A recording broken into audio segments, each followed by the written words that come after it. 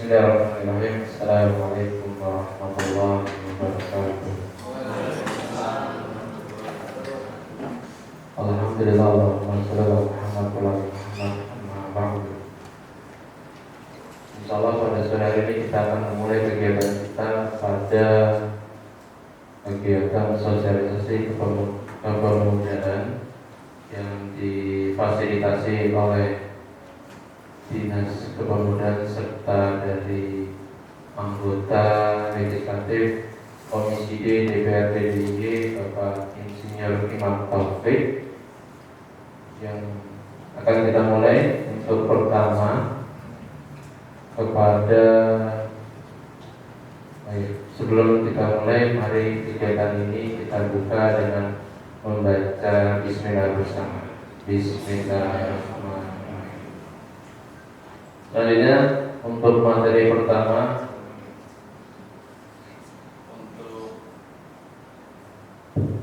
untuk Kepala BO Bapak Priyo Santoso,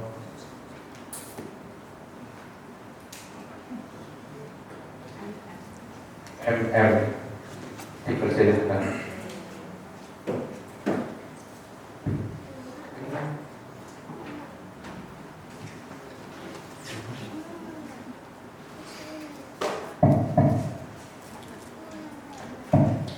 Baik, terima kasih. Assalamualaikum warahmatullahi wabarakatuh. Selamat sore, salam sehat, sejahtera untuk kita semuanya. Yang saya hormati Pak Wawan dan Pak Imam Taufik masih dalam perjalanan untuk menyusul, biar nanti kita tidak terlalu malam. Makanya kita mulai saja. Oke, teman-teman pemuda yang saya cintai, yang saya banggakan, syukur pada Tuhan Yang Maha Kuasa atas anugerahnya yang begitu besar berlimpah pada kita sekalian. Hingga saat ini kita masih diberikan kekuatan, kesehatan yang baik, sehingga kita bisa dipertemukan di tempat ini untuk bersama-sama mengikuti sosialisasi kepemudaan, yang mana program ini adalah merupakan program kemitraan kami dari Dinas DIY dengan Komisi D DPRD Daerah Istimewa Yogyakarta. Ada 3 pemateri atau narasumber yang bisa menyampaikan informasi atau beberapa hal terkait dengan program kepemudaan. Yang pertama mungkin dari saya, nanti sepintas kami berikan gambaran dari program kepemudaan di kami di daerah Istimewa Yogyakarta, baik pada saat tahun berjalan dan tahun yang akan datang. Dan tentunya melalui ini nanti barangkali ada satu masukan, satu ide-ide yang barangkali bisa kita akomodir nanti bersama dengan teman-teman Dewan. Tentu akan kita angkat, kita usulkan dalam satu program yang harapannya nanti bisa kita eksekusi. Kalau kami sih posisinya lebih kepada istilahnya ketempelan anggaran nih Pak, nanti kita melaksanakan, tapi karena persetujuan usulan itu kan ada di PAPD dan di PRD Islamik, sehingga kalau ada yang kita laksanakan, kalau enggak ya kok iso gitu. Oke, baik, jadi saya kenalkan dulu bahwa kami atau saya bersama dengan teman hadir dari BPO. BPO itu Balai Pemuda dan Olahraga, yang merupakan UPT pelaksana teknisnya dari Dinas Diporan Daerah Istimewa Yogyakarta. Jadi kami ada di bawah Dinas Diporan, tapi kami punya kantor sendiri, atau berkantor sendiri selaku KPA, yang mana kantor kami ada di alun-alun selatan, pojokan paling timur, sebelah timur City Hill. Jadi kantor kami di sana, yang tentu menjadi markas kami. Teman-teman pemuda sering juga beraktivitas di sana untuk juga rapat-rapat di sana. Baik, itu awal perkenalan kami, dan selanjutnya kami sampaikan beberapa program atau kegiatan kami yang ada di Dinas Dipora melalui Balai Pemuda berkait dengan pelayanan kepemudaan. Jadi kalau mengawali, saya boleh sampaikan bahwa kami di BPO itu mempunyai dua tugas kewenangan kami, yaitu pembinaan kepemudaan dan yang satunya adalah pembinaan keolahragaan. Kalau yang olahragaan lebih kepada olahraga pendidikan, karena untuk yang prestasi itu ada di bawah naungan kewenangannya ONI. Walaupun ONI juga menjadi pembagian atau mitra kami, yang mana penganggarannya sudah melalui juga dari Dipora, dari kami juga. Tapi kami lebih pada pembinaan olahraga di kalangan pelajar. Puncaknya adalah nanti kalau di kami adalah Popnas olahraga pelajar nasional yang kemarin baru selesai kita laksanakan di Palembang tanggal 4 September kemarin. Ya, sedangkan di kepemudaan itu ada 3 layanan yang harus kita lakukan sesuai dengan Undang-Undang Kepemudaan nomor 40 2010 ya, 2009, yaitu terkait dengan penyadaran, pemberdayaan dan pengembangan. Itu yang menjadi kewenangan kami, amanah dari undang-undang untuk kita kita pertajam di dalam bagaimana kita menyadarkan para pemuda, kemudian memberdayakan yang sudah ada dan mengembangkan yang sudah ada itu bisa menjadi lebih baik lagi. Pengembangan terkait dengan 3 hal juga, yaitu masalah kepemimpinan, kewirausahaan dan kepeloporan. Nah, itu yang menjadi cakupan pengembangan sewu yang menjadi cakupan tugas kami yang perlu juga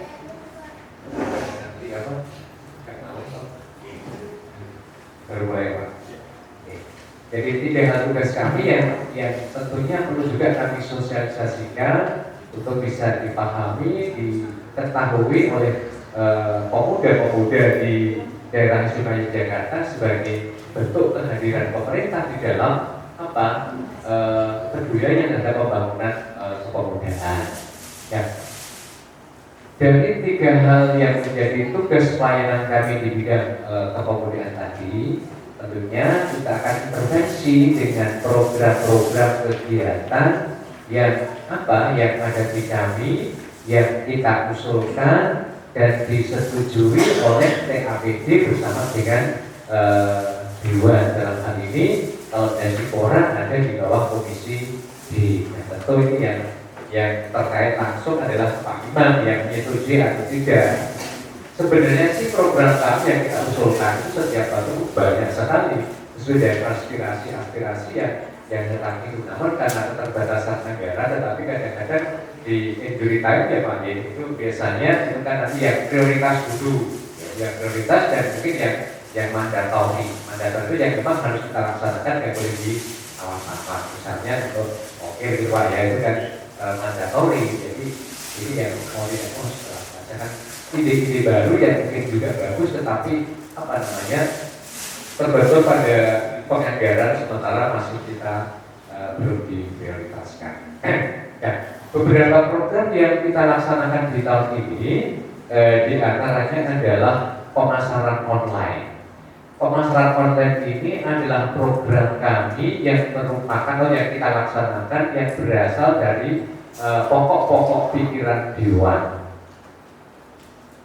Jadi program pemasaran online ini sudah berjalan, ini tahun yang ketiga ini, tahun yang ketiga. Itu berangkat dari dulu pada saat pandemi itu kan banyak kita yang banyak usaha-usaha yang tidak bisa berjalan karena orang tidak bisa berkomunikasi secara langsung, sehingga teman-teman Dewan punya inisiatif bagaimana kita memberdayakan pemuda untuk dilatih di dalam pemasaran online.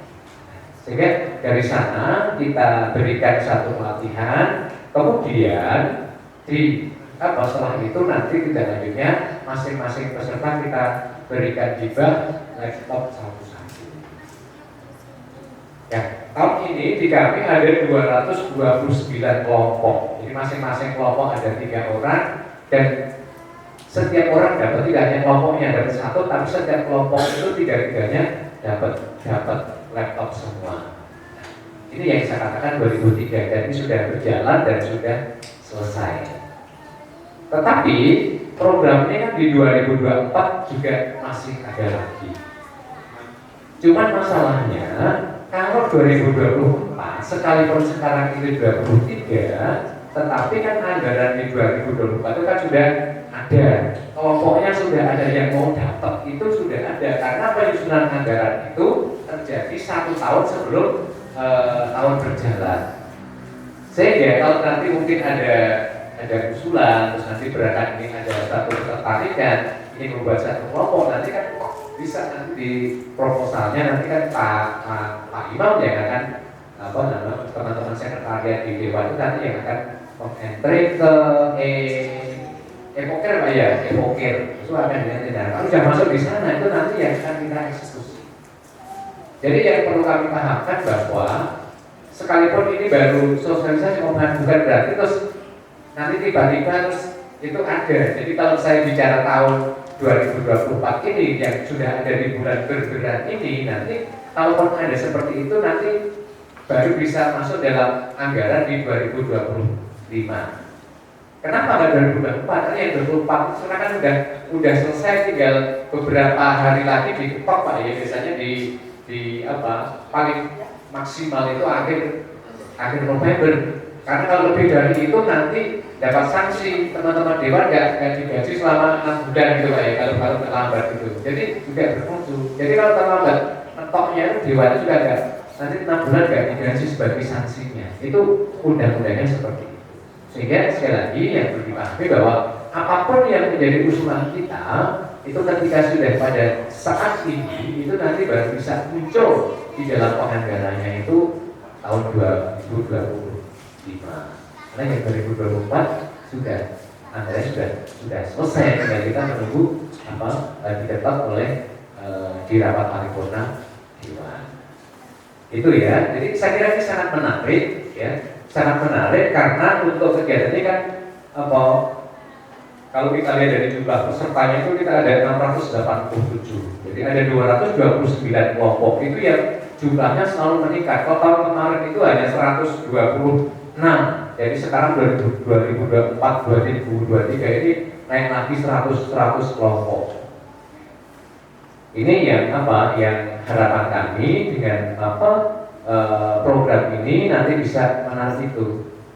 Apa yang kita mau online kan, kita belum punya usaha, sebenarnya nggak masalah itu. Jadi apapun bisa kita lakukan lewat online.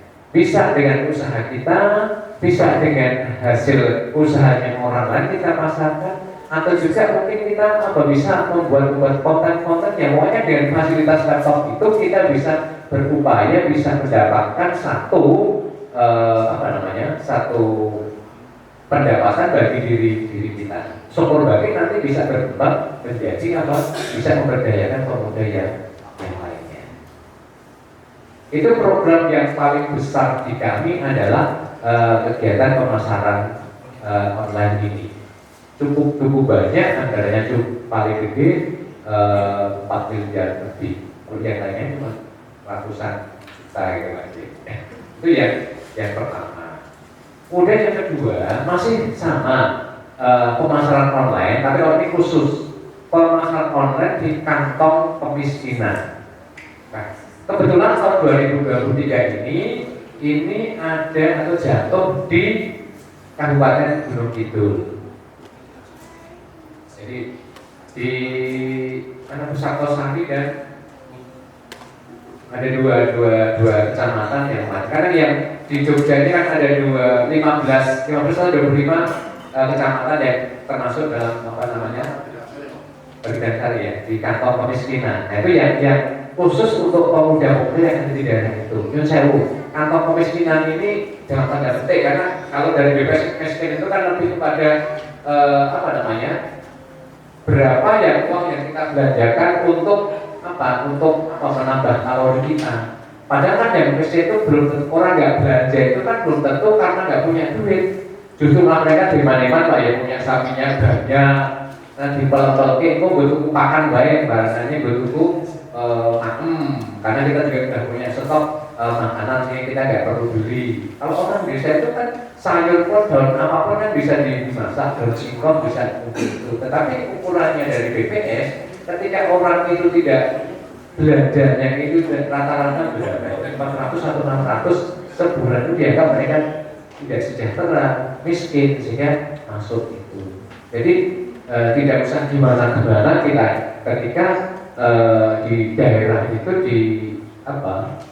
dinyatakan sebagai daerah miskin. Tapi bukan berarti secara real itu miskin, ya. Itu sensusnya BPS. Makanya kami yang di pemerintah juga bingung Pak ya, karena kan juga jadi ribet juga. Kok miskin padahal kan duit sapi, duit opo, ya. Bahkan orang kan diterima duit pentolnya sesuk dikasih utune, gue nunggu lah kalau kan seperti itu. Tapi ukurannya tidak seperti itu dari BPS. Nah, jadi kembali lagi bahwa latihan di kantong kemiskinan itu hanya kita khususkan untuk pemuda-pemuda yang yang memang berada di kantong kemiskinan. Kemarin ada 10 kelompok, masing-masing juga 3 orang, masing-masing juga kita berikan laptop satu-satu. Materinya sama, laptopnya sama, hanya sasarannya yang berbeda. Kalau yang poker tadi itu sasarannya yang milih adalah teman-teman dari Dewan yang membawa itu. Kami sudah menerima ngambil dari e-poker tadi, yang itu juga ini teman-teman sekretariat, bukan kami. Itu yang kedua. Kemudian yang ketiga juga latihan dari pelatihan keterampilan masih sama, tapi ini sasarannya berbeda, adalah pemuda mandiri. Jadi kalau yang pemuda mandiri itu harapan kami adalah yang melakukan pesertanya itu berasal dari rekrutmen yang kami lakukan secara terbuka, secara seleksi. Dalam arti bahwa mereka yang memang tertarik dan berminat untuk itu, mereka mengajukan proposal ke kami, kemudian kami seleksi. Kenapa mesti diseleksi? Karena kuota kita terbatas. Kita hanya punya 40 orang, tetapi yang daftar katakan 50. Saya kan kita harus memilih dari 50 itu menjadi 40. Dan ini biasanya itu yang memang sudah punya kesadaran, kemauan untuk melakukan itu. Tetapi kalau dibandingkan dengan kantong kemiskinan tadi, mungkin melihatnya kan bukan pemudanya, mungkin sebenarnya nggak tertarik, tapi karena mereka ada di kantong kemiskinan, mau tidak mau kita harus ada pelatihan itu bagi pemuda itu, akhirnya mereka ikut, walaupun mereka tidak punya gairah, tidak ada passionnya, ya. Makanya kami buka yang mandiri. Dan biasanya prosentase keberhasilannya itu lebih yang mandiri. Karena memang mereka sejak awal kepingin. Saya berharapnya sebenarnya seperti itu. Dulu sebelum ada sebelum ada pemasaran online itu pelatihan kita sesuai dengan kebutuhan. Kita ada macam-macam, ada perbengkelan, ada kecantikan, ada budidaya lele, pembuatan batako, dan mereka kita latih itu sesuai dengan passionnya, sesuai dengan keinginannya. Kemudian di akhir yang perbengkelan juga kita berikan kompresor, kemudian yang lele kita berikan terpalnya karena kita pakai terpal itu, kemudian bibitnya dan seterusnya sesuai dengan perlengkapan yang dibutuhkan dalam pelatihan itu. Itu sebelum pandemi dulu seperti itu. Jadi banyak ragam dan itu banyak keberhasilannya karena memang waktu itu kita belum mengenal poker Pak. Jadi kita umumkan kita ada pelatihan ini, siapa yang berminat itu. Jadi itu memang orang-orang yang masuk ke sana yang datang kami itu memang mereka mereka butuh. Sangat berbeda ketika saya datang ke sini karena disuruh ayo bagi kuota misalnya, kan berbeda dengan penjaringan datang ke sini karena memang ingin ngerti apa sih informasi tentang kemudahan itu, apa yang nanti saya bisa akses dari sana, bagaimana caranya. Nah, itu yang ingin kami sampaikan. Itu 3 ya yang terkait dengan pemasaran online. Kemudian kami juga ada sosialisasi sentra kewirausahaan pemuda. Tahun ini memang sudah ada sentra-sentra yang sudah jadi, itu yang nanti akan kita lombakan seberapa efektivitas mereka, kebertahanan mereka di dalam mereka berusaha. Nah, sebelumnya kita berikan sosialisasi kepada mereka yang harapannya melalui sosialisasi itu mereka bisa mengikuti nanti lombanya. Dan nanti di akhir yang juara kita berikan apa? Apresiasi sebagai bantuan modalnya. Untuk tahun ini total juara 1 sampai apa?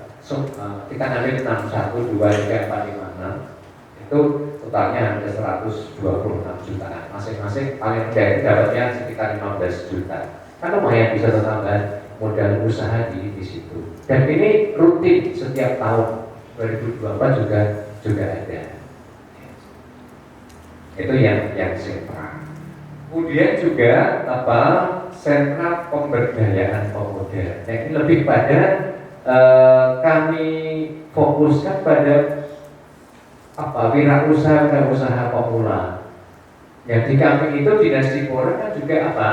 Membangun suatu semangat bagaimana anak-anak SMK itu kita ajarkan kewirausahaan di luar apa PKBU yang ada di gunung mereka. Jadi mereka bisa berkelompok, buat satu usaha. Yang ini sudah masuk tahun kedua, yang setiap usahanya yang berhasil itu kita ini Pak diwisuda oleh Pak Gubernur. Kemarin yang tahun kedua ini betul Pak Gubernur tidak bisa, yang mewisuda adalah Pak Wagub di Program. Jadi mereka itu anak SMA mereka sudah punya penghasilan. Ada yang omsetnya sampai puluhan juta, ratusan juta. Bahkan di lot pertama kemarin ada yang omsetnya lebih dari 1 miliar. Itu pembekuan Iya. Itu bahannya itu yang bebek beku. Nah, itu dari SMK Bogor kayaknya. Jadi mereka itu justru pada saat dari pandemi itu banyak mereka makan itu. Jadi apapun usahanya, ya. Ketika mereka lulus, kami tangkap di BPO untuk kami dampingi kami bina. Kita komunikasi, ada pelatihannya. Di sana kita datangkan dari dinas perindustrian, ada dinas koperasi, ada BPD. Karena untuk apa? Untuk pendanaan misalnya ada pinjaman lunak yang dari BPD yang memang bisa angsurannya sangat rendah yang tidak memberatkan, seperti itu. Itu program-program kami yang ada.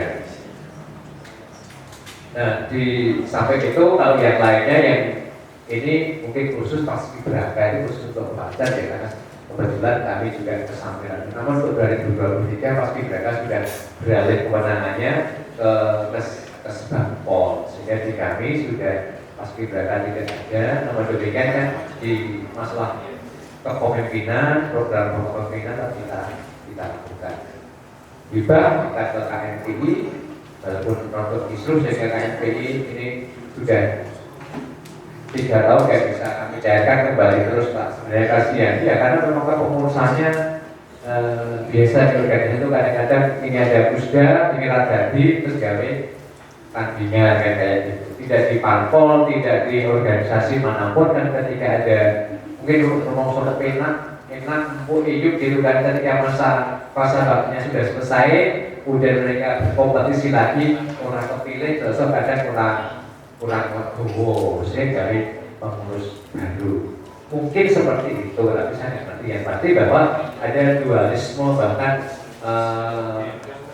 lebih banyak hanya 2 tandingan itu, sehingga dari sisi administrasi kami tidak bisa memunculkan hibah yang untuk KNPI. Itu yang di provinsi atau yang di kabupaten kota seperti apa. Lalu pemuda pada lulusan SMA yang kepingin atau punya minat untuk masuk ke perguruan tinggi, itu kita fasilitasi, kita berikan bantuan beasiswa. Memang tahap awal ini kuotanya belum banyak, kita baru mendapatkan kuota 50 orang. Kemarin sih usulannya 100 Pak, tapi seiring dengan refocusing anggaran turun jadi 25. Tapi kemarin terus kita mencoba masuk cuma 25, kita bergaya lagi, kita bisa nyari anggaran sehingga separuhnya 50. Tetapi dari yang 100 kemarin bantuan kami, usulan kami 7,5, tapi yang 50 ini nanti menjadinya 100. Jadi setiap satu tahun itu kami memberikan bantuan kepada mereka pemuda yang punya keinginan untuk melanjutkan pendidikan tingginya, kita bantu 10 juta. Yang pasti itu pemuda dari keluarga yang kurang mampu. Putranya wong sugih yo jadi dibiayai orang tuanya. Yang tidak mampu, yang memang punya keinginan untuk bisa kuliah. Itu nanti selama 4 tahun kita berikan. Karena masa studi sarjana itu kan 4 tahun. Kalau 4 tahun belum lulus, ya nanti tahun kelima bayar diri. Tapi kan sudah nggak terlalu banyak untuk biaya pendidikan. Apa cukup Pak? 10 juta? Ya, tergantung. Tapi paling tidak kita memberikan satu bantuan untuk meringankan itu. Ya, jadi dari keluarga tidak mampu. Atau juga mungkin dari keluarga yang dari pemuda yang punya prestasi.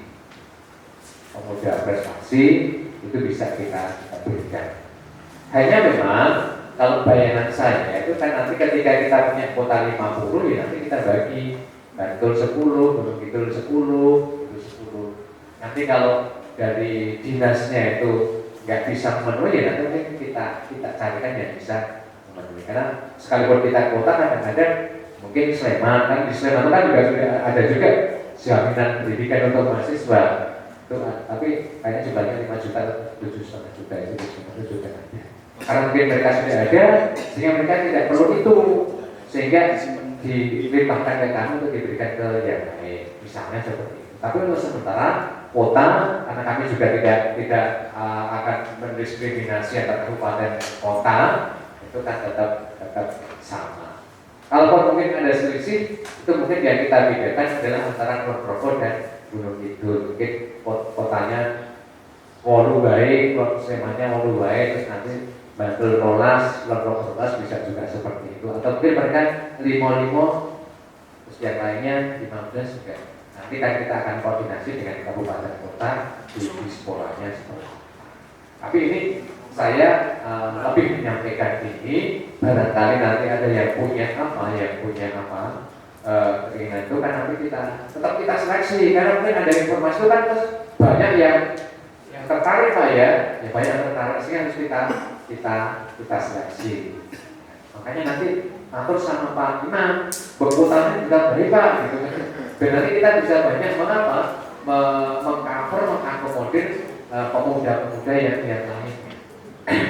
Itu program baru kami yang baru akan kita laksanakan di 2024. Perbuknya sudah ada, tinggal nanti kita menyusun juknisnya. Nah, di luar itu kita juga ada beberapa program kegiatan yang kita lakukan, tapi ini program pusat yang kita itu lebih kepada penyiapan peserta. Artinya apa? Banyak kegiatan dari pusat yang kita mengirimkan kegiatan-kegiatan yang mana masing-masing provinsi diharapkan untuk mengirimkan pesertanya. Kemudian nanti mereka diberikan, ada yang itu sifatnya lomba, ada yang sifatnya itu pembinaan dan sebagainya. Dan di antaranya adalah pelatihan untuk bintang. Kadang-kadang kita dipanggil ada pelatihan kewirausahaan misalnya. Kadang kita beberapa suruh mengirim pemuda, kita kirim ke sana.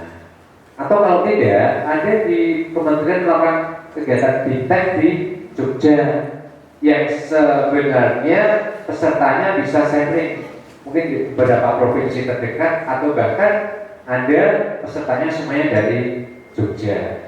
Kayak kemarin itu juga ada pelatihan desain grafis, semuanya pesertanya dari Jogja. Juga kapan hari itu pelatihan untuk tanggap bencana bagi pemuda itu juga ada. Tapi itu bukan program kita, tetapi program Kemenpora, tetapi kami diminta untuk merekrut atau menyiapkan pesertanya yang dari pemuda. Kalau kita bicara pemuda, sesuai dengan undang-undang batasan usianya adalah 16 sampai 30 tahun. Sampai 30 tahun itu sudah enggak pemuda lagi. Walaupun berbeda kalau yang di Karang Taruna itu pemuda itu kan sampai 40 atau 45 tahun.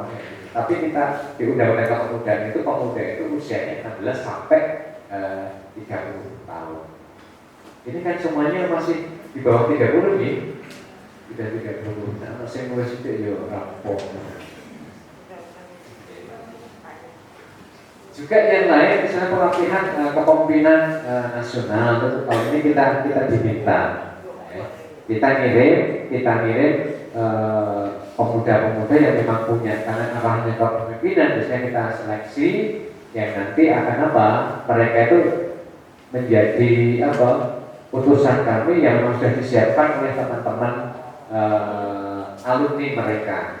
Jadi biasanya teman-teman yang sudah lolos nasional itu nanti akan menjadi membuat satu forum atau komunitas yang nanti akan membackup kegiatan keberlanjutannya bagi adik-adiknya. Itu yang sering kali kami rangkul ketika ada satu kegiatan yang memang kita harus koordinasikan dan kita tidak ada anggarannya.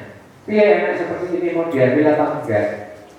Nah biasanya teman-teman forum komunitas ini mereka nggak masalah dengan anggaran, karena eman-eman kalau nggak diambil ada kesempatan kok tidak diambil, sementara hanya alasan orangnya anggaran belum seleksi, kan begitu. Artinya kan teman-teman tuh yang kerja pak nggak apa-apa, yang penting kita difasilitasi tempatnya dan kasarannya dan pertemuan ya palingnya akuahnya kan kayak gitu.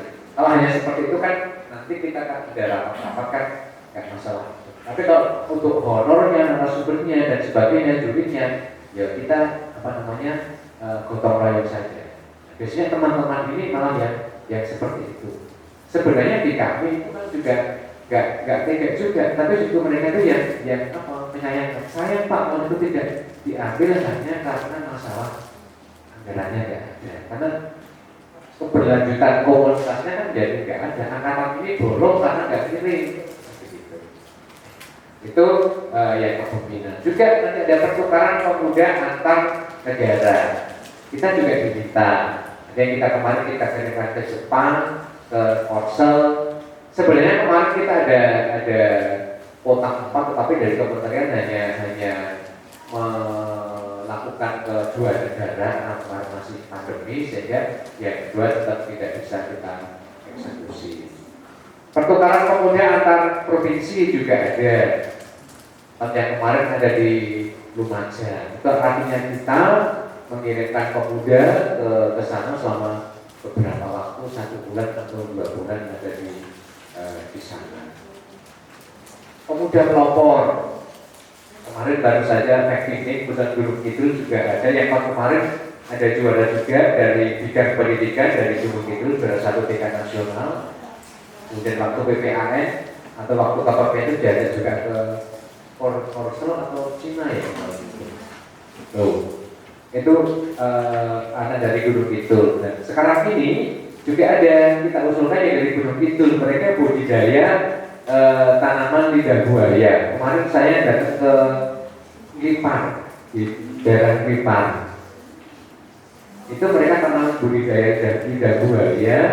Jadi pemuda pelopor itu adalah pemuda yang mampu berinovasi dengan menggerakkan banyak pemuda di sekitarnya.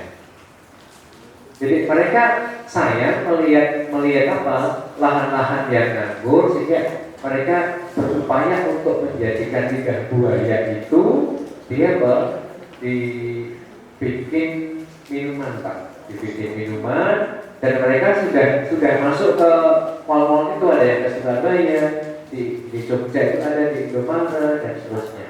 Bagi minuman yang dikemas bagus itu. Nah kemarin itu kita lombakan untuk mengikuti seleksi tingkat nasional. Kemarin dari Menpora datang ke sini, tinggal ini dalam beberapa hari ini kita menunggu pengumumannya. Nanti kalau lolos, nanti baru presentasi ke Jakarta. Jadi kalau juara nanti diundang di hari upacara pada tanggal 28 Oktober di hari Sumpah Pemuda itu biasanya seperti itu. Jadi di pemuda pelopor itu Gunung Kidul itu selalu eksis, selalu mengirimkan banyak pemuda-pemuda yang punya potensi. Di mana kan juga ada yang budaya ulang sutra itu kan juga mereka dapat bantuan 200 juta dari Kemenpora. Juga yang dulu itu di sepanjang juga budidaya ikan air tawar atau apa itu kan. Jadi banyak sebenarnya potensi yang bisa dikembangkan. Jadi kalau ini memang ide dari kita yang kemudian ditangkap oleh Dinas Pemuda, kemudian mereka dibina agar menjadi bagus dan mereka bisa menggerakkan. Jadi usaha itu tidak untuk dirinya sendiri, tapi mereka banyak melibatkan pemuda. Itu yang baru saja terjadi. Kita masih menunggu. Kebetulan Gunung Kidul dari bisik-bisiknya timnya waktu kayaknya masuk untuk apa itu harapan kami nanti pada saat presentasi nanti bisa masuk lagi. Kalau kemarin yang pendidikan nomor 1 nasional untuk kita. Karena kita ada 5 bidang, ada pendidikan, pengolahan pangan, kemudian teknologi, seni budaya dan pariwisata, kemudian yang satu lagi itu dari sumber daya alam. Itu ada 5 bidang yang kita libatkan. Kebetulan yang di sini kemarin ngambil yang pengolahan. Mohon doanya ya nanti biar dari Gunung Kidul selalu mendapatkan nomor. Biasanya nomor itu datang dari Gunung Kidul. Mana yang sumber daya alam itu Sleman dapat nomor 3. Yang Gunung Kidul nasional nomor 1 yang pendidikan. Kemudian juga ada kegiatan kreatifisia dan teknologi informasi itu kreativitas pemuda. Ada gelar karya yang diselenggarakan oleh Menpora kemarin dilaksanakan di Solo. Nah kita juga diminta untuk mengirimkan.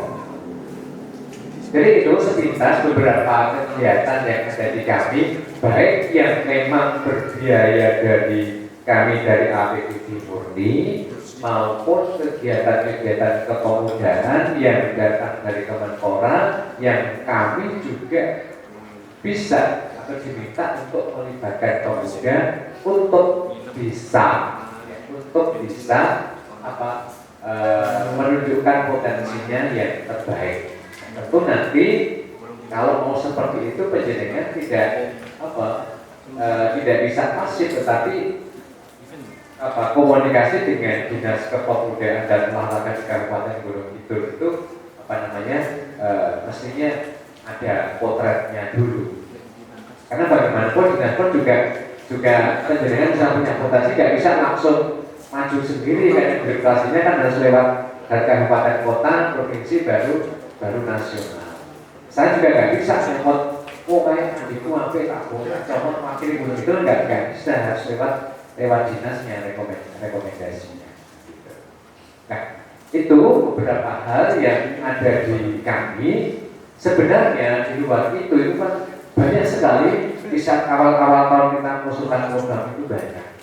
Tetapi tadi keterbatasan anggaran seringkali dari yang banyak itu kemudian diambil rankingnya, prioritasnya mana yang ada lebih dulu, sehingga kalau duitnya hanya mampu untuk membiayai sekian kegiatan, yang lainnya ditunda dulu, nanti menunggu. Karena setelah pandemi ini kan banyak anggaran yang pertama dulu di tahun pertama lebih pada untuk pemulihan kesehatannya, kemudian setelah semuanya pada boleh untuk pemulihan ekonominya, sehingga nanti setelah normal barangkali nanti kondisinya akan jadi sama seperti dulu, syukur bahagia jadi lebih meningkat lagi. Nah oleh karena itu saya hanya berpesan kalau dari apa yang saya sampaikan ini ada yang barangkali menarik bagi teman-teman pemuda ini, nanti kan bisa berkomunikasi dengan Pak Imam selaku yang menjadi wakil rakyat di Dapil ini Pak, Dapil 1 Gunung Kidul, Dapil Gunung Kidul ini. Oh Pak, saya kepingin mana Bu, saya ini Pak ikut masalah ya monggo saja. Nih orang yuk sak becaknya, ya kok ditunggu 2020. Kalau saya, posisi kami itu kan tinggal menerima anggaran itu kan tinggal menerima nanti melaksanakan. Masuk sosialisasi ini kan kemitraan kami dengan Bima. Nanti tinggal melaksanakan. Dari Montepik, ya. Saya tinggal di situ di barat alun-alun Wonosari. Jadi anggota Dewan sudah hampir 20 tahun. Jadi tiga periode di DPRD Kabupaten Gunung Kidul, kemudian yang satu periode mulai 2019 di Ramalai di DPRD DIY. Saya dari fraksi PKS. Sudah kenal PKS? Ya. Alhamdulillah. Baik, itu kenalan kedua ya, saya menyampaikan tugas. Jadi disampaikan oleh Pak Rio ya tentang program kegiatan yang ada di Pora juga di bidang kemudaan dan olahraga banyak. Nah, program kegiatan yang disampaikan oleh Pak Rio tadi ini semuanya sudah terbahas di pembahasan anggaran tahun kemarin. Iki nggo gede gitu ben sirah-sirah kira ketara gitu loh. Oh, enggak bisa juga. Karena saya dan kawan-kawan di DPRD ini tugasnya pindah ngarepe karo di foto. Foto ya. Membahas Oh ya. Diolah terhadap pelaksanaan peraturan daerah dan inilah 3 tugas anggota dewan yang pokok. Nah itu ada tugas-tugas yang sifatnya itu pemerintah, tugas tambahan, jadi tugas pendampingan dan tugas advokasi. Nah tadi yang disampaikan ya, contoh ya, satu program dari BPO adalah tentang online, pasar online. Nah, pasar online itu ya, ini tidak sembarang orang atau dia dijauhkan kalau tidak ada advokasi ya, advokasi dan masalah dari yang dewan. Seluruh peserta kegiatan ini jalurnya itu melalui anggota dewan. Jadi disampaikan ya, tahun ini melalui peningkatan dari jumlah. Jadi sebenarnya langsung dari dewan. Nah, kebetulan kan dari Gunung Kidul ya. Menurut kami ini yang terakomodir itu baru berapa ya? Nah, wes. 2 kelompok ya? 2 kelompok, tahun kemarin ada 3 kelompok. Nah, mudah-mudahan tahun depan nanti bisa diapakan lebih banyak. Karena sebenarnya kita musuh cukup banyak, cuma karena kesalahan teknis di pihak inputer, teman-teman sudah input itu ternyata kalau kebanyakan proposal di Jepang. Nah ini contoh terkait dengan advokasi. Termasuk tadi misalnya ya, tahun depan 2020 itu adalah program baru ya. Pastinya apa? Beasiswa atau apa? Sistem beasiswa itu? Lain ya, pokoknya biasa telat. Mari sudah. Pak. Nah, nanti dari Pak Iman nanti kan baru masuk ke kami, tinggal kami nanti yang mengeksekusinya seperti itu. Karena yang menentukan itu Pak Imam, Pak Pemda yang jadi WTAPD namanya, tim anggaran pemerintah daerah, tim anggaran pemerintah mewakili pemerintah, TAP legislatif, komisi-komisi badan melalui itu. Pemerintah anggota DPR orang kan ya orang jadi kadang-kadang ini bergeningnya gitu aku usul, tak setuju ini dan aku tambahin kotanya gitu kan. Makanya tadi saya selalu dorong itu Pak, kemarin dengan Pak Nurul juga gitu. Pak kalau bisa nanti kamu tolong ditambahin jadi center, so 100 kopi loh. Nanti kayak semua proyek kan nanti kayak APD kan itu, kan bisa. Karena saya juga memikirkan yang center itu, yang membentuk kepiye gitu. Walaupun satu sisi ini oke banget, ya aku belum pernah nandani. Itu umat juga kan kita harus nanti harus bertanggung jawabannya harus ke mana-mana ya. Ditujukan seperti itu. Senangnya senang, tapi satu sisi itu menjadi beban kita. Tapi kami tidak menganggap sebagai beban, tapi paling tidak kan volume pekerjaan saya menjadi bertambahnya. Biasanya yang ini sebenarnya ya, yang namanya volume kan nanti tambah apa namanya, nggak malam pulangnya kan. Hebat itu ya, nanti kan itu tadi. Ketan, moga kembali kepada. Baik, terima kasih. Ini sudah cukup ya acara kita pada ini. Kalau mau dilanjut lagi, mungkin waktu-waktu yang akan datang, mungkin ada kesempatan lagi kita bertemu kembali. Satu kata kunci buat para pemuda dan pemudi bahwa anggota legislatif atau anggota DPRD provinsi itu jalan tol untuk